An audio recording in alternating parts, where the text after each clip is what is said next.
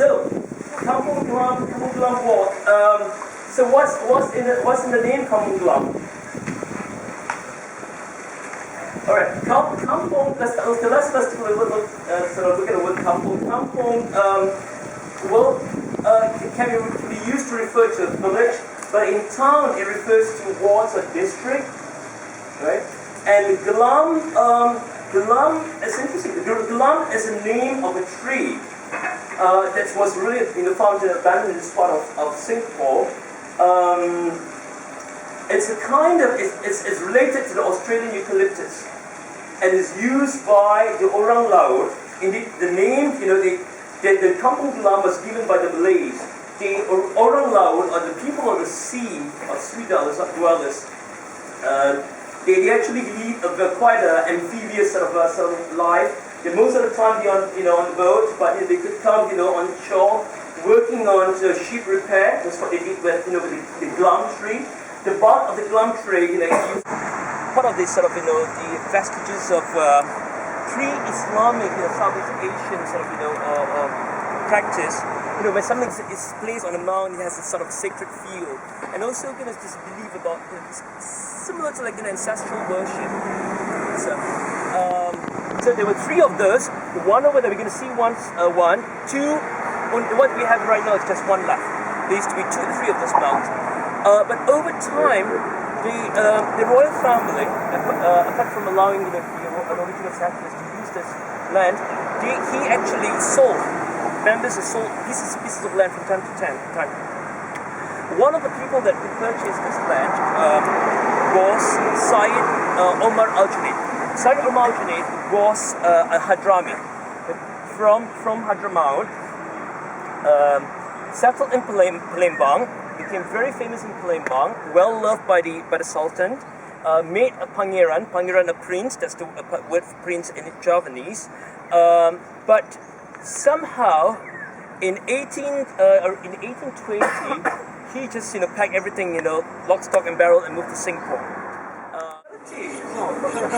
That's the truth, because the bulk of the Arabs were all from Hadramaut, a province in Yemen, not from Muscat. The people in Muscat were either in Zanzibar or in some parts of the Gujarat,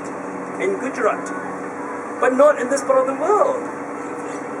So, and here we have an effort, the people, let's create another, how many water pipe plays do you need here? Really? So, it has lost its character. I feel that in walking here, especially in the evening, it wasn't like this. What happened to the Sarbat stalls? And my other concern is this. People with money, restaurants and all that, soon as the whole place is going to be F&B. Folks by Bustra Streets, the bookshop, the perfumery, the art gallery, they've been clamoring. They feel so threatened. If somebody comes along, Sandra comes along, say, I'm going to, I have the best deal here. I'm just going to turn to another Arabian night, restaurant. See later, I'll show you the main production house of all the Peranakan, what we call today Peranakan jewellery. This way, the Malays get the jewelleries as well. It has a Malay sensibility. And the BB wants to make kasut money. Where do they go? There is a shop that sells nothing but everything you need to make your own. You make your own beads. You can pick your beads. You can pick the size of the sole. There's a shop. I'll show you. The shop is gone now. And where do people get the best? The batik for the buyer. Bashra Hill, I think, made a lot of money from all the rich Peranakan Tai because they sell the really hand-painted batik. Bashra Hill, Balmadahaj, they supply all this Pekalongan batik. And also, if you want to buy, a Swiss voile, for your top, it's all happening here. This is the place, Arab Street. Important landmark is today, that used to be called Kampung Salon. So within Kampung Gelam, there are many signs. They were built by many of them were built by Javanese pilgrim brokers.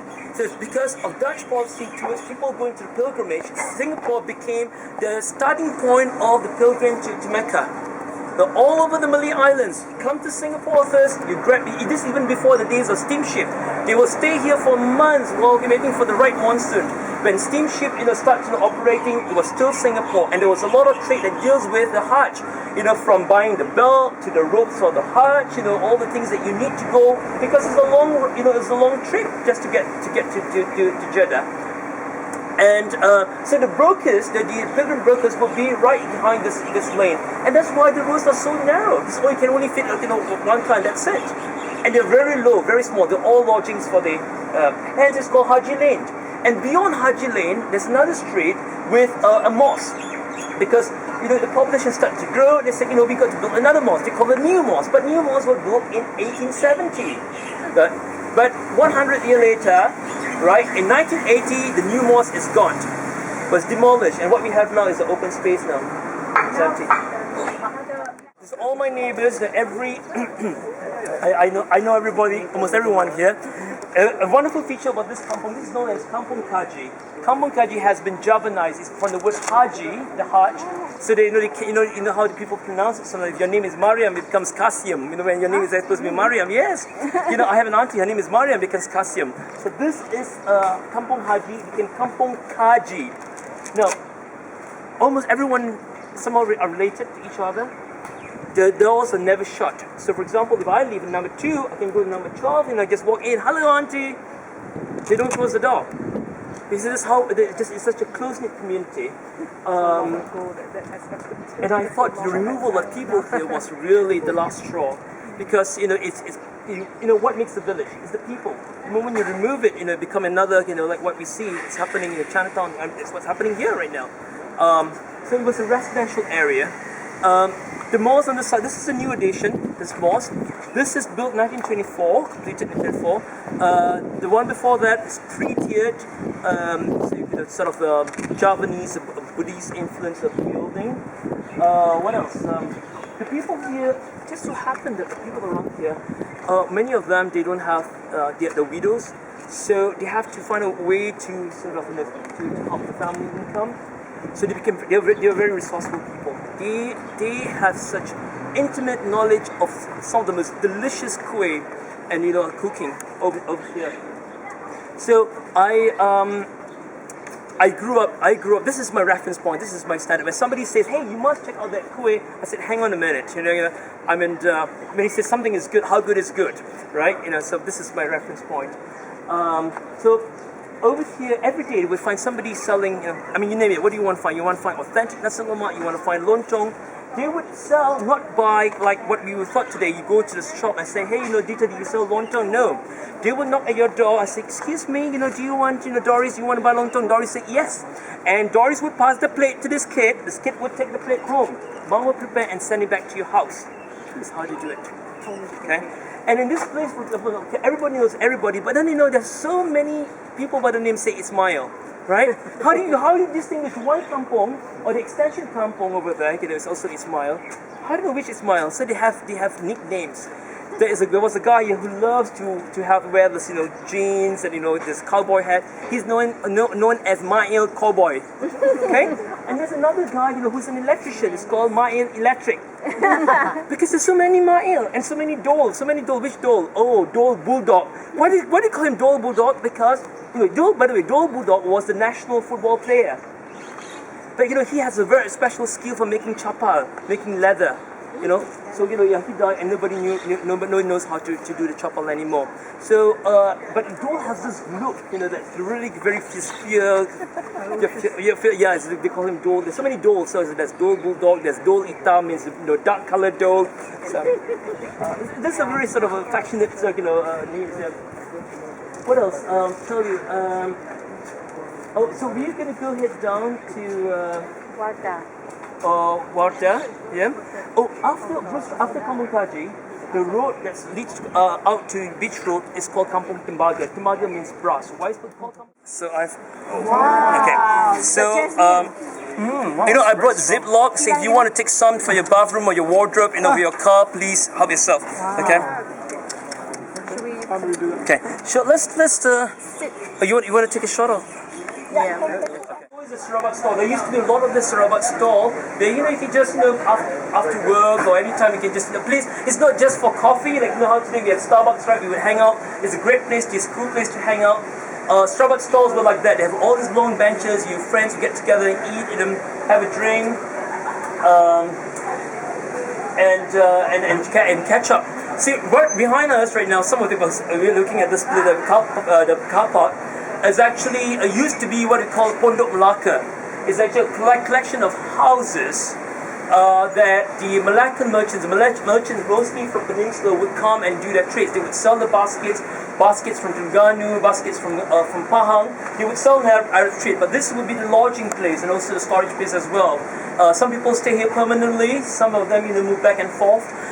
So Pondok Melaka is completely gone. It was a very, I thought it was a really cool sort of a very nice dwelling whereby you get not just with people from the peninsula, but various folks as well doing various trades.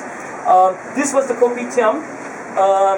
The kopitiam will be here, but normally kopitiam has something else, not just food. Not just coffee or the toast, but there was a padang stall here too, nasi padang stall. So there were actually 3 nasi padang stalls here. So Pariaman, Sabah Menanti, and there's one over there, Ratna, at Pahang Street. Yeah, Wayang Wong is a Japanese opera. After the advent of the silver screen, they got no business. Before that, they not only were here, but they do a lot of traveling. They do road shows, and people also, apart from calling them ketoprak, sometimes we call them bujangan. We say, oh, something's happening at the bujangan.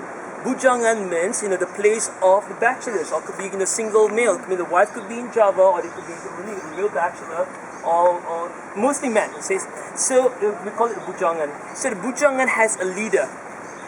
So the leader will actually organize what the activities. So there used to be lots of wayang kulit, shadow puppet show, wayang golek, real puppets, wooden puppets, and then we have ketoprak here. I had my when my teacher left, I had a Quranic teacher, reading teacher over at Masjid Sultan.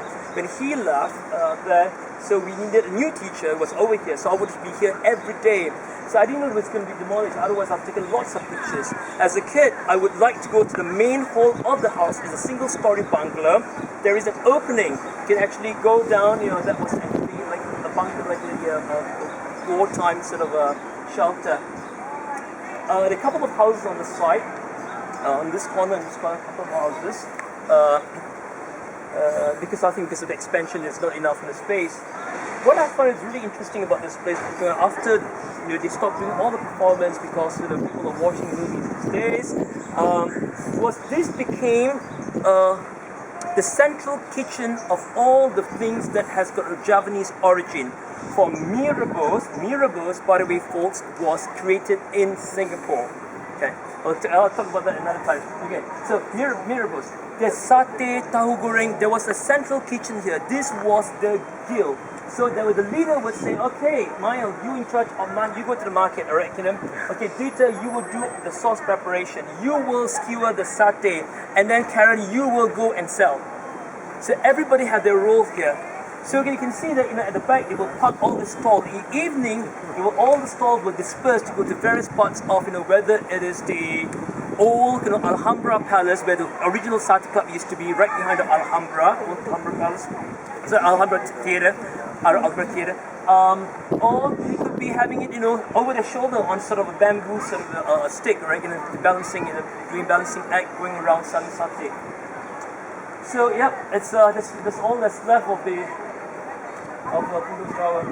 So out of Kampung Gelam, I call it the Kampung Gelam factory. There's so many things that you can't find elsewhere.